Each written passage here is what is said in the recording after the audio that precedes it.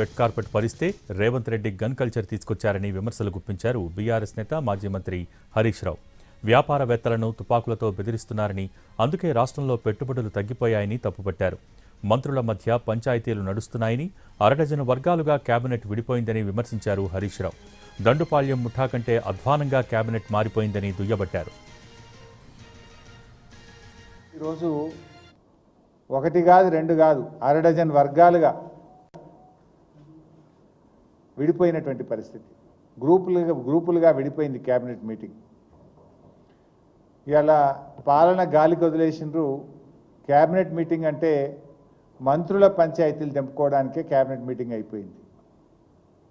కమిషన్ల కోసం ఒకరు, కాంట్రాక్టుల కోసం ఒకరు, వాటాల కోసం ఒకరు, అక్రమ వసూళ్లలో పంచుకోవడంలో పోరాటం, కబ్జాల కోసం, పోస్టింగ్ల కోసం, ఈ రకంగా క్యాబినెట్ అనేది ఇలా వర్గాలుగా విడిపోయి, ఇలా క్యాబినెట్ అంటే అదొక మంత్రుల క్యాబినెట్ లెక్క లేదు, దండుపాలెం మూటా లెక్క అయిపోయింది. దండుపాలెం మూటా కంటే కూడా అధ్వానం అయిపోయింది. ప్రతి దాంట్లో కొట్లాట్లే. మనం ఇది ఓపెన్గానే చూస్తున్నాం కదా. గత కొద్ది రోజులుగా ఈ మంత్రి ఆ మంత్రిని, ఆ మంత్రి ఈ మంత్రిని, పోస్టింగ్ల కోసం ఒక మంత్రి అలిగిండని, కమిషన్లు రాలేదని ఒక మంత్రి అలిగిండని, కాంట్రాక్ట్ల కోసం మంత్రుల మధ్య తగాదా, వాటాల పంపిణీలో మంత్రుల మధ్య తగాదా, తనుకోవడానికే సరిపోయింది. ఇలా ఈవెన్ ఆ మంత్రులే ఇలా పరిస్థితి ఏంటంటే అతుకుల బొంత అయిపోయింది గవర్నమెంట్.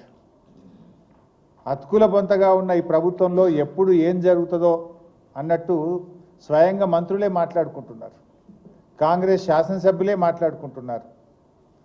ఇక పరిస్థితి ఎట్లయిపోయిందంటే దీపం ఉండంగానే ఇల్లు చక్కబెట్టుకోవాలి అనే ఉద్దేశంతో ఇలా అందిన కాడికి, ఎవరికి అందిన కాడికి వాళ్ళు దోచుకోవడం మీద, దోపిడికి ఇవాళ తెగబడ్డటువంటి పరిస్థితి రాష్ట్రంలో కనబడతా ఉంది.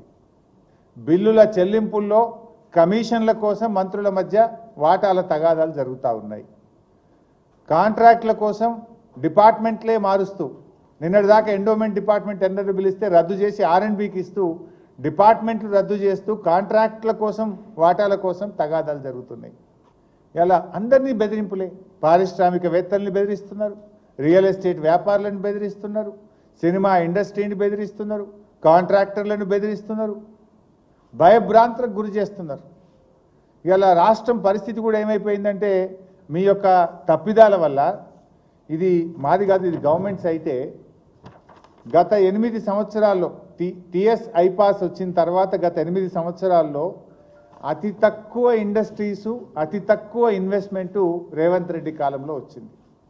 ఇప్పుడు ఆనాడు బీఆర్ఎస్ ప్రభుత్వము, కేసీఆర్ గారు, కేటీఆర్ గారు, మేము ఆ రోజు పారిశ్రామికవేత్తలకు రెడ్ కార్పెట్ వేశాం. టీఎస్ ఐపాస్ తీసుకొచ్చి సింగిల్ విండో విధానంలో అనుమతులు తెచ్చాం. దేశానికి మార్గదర్శకంగా నిలిపి ఈ రాష్ట్రాన్ని ఇన్వెస్ట్మెంట్లకు నిలయంగా మార్చాం. పెద్ద ఎత్తున నిరుద్యోగ యువతకు ఉపాధి, ఉద్యోగ అవకాశాలు కల్పించాం. కానీ మీరేం చేస్తున్నారు? వ్యాపారవేత్తలకు తుపాకులు పెడుతున్నారు. మీరు రేవంత్ రెడ్డి గారు ఇలా గన్ కల్చర్ని తీసుకొచ్చారు రాష్ట్రంలో.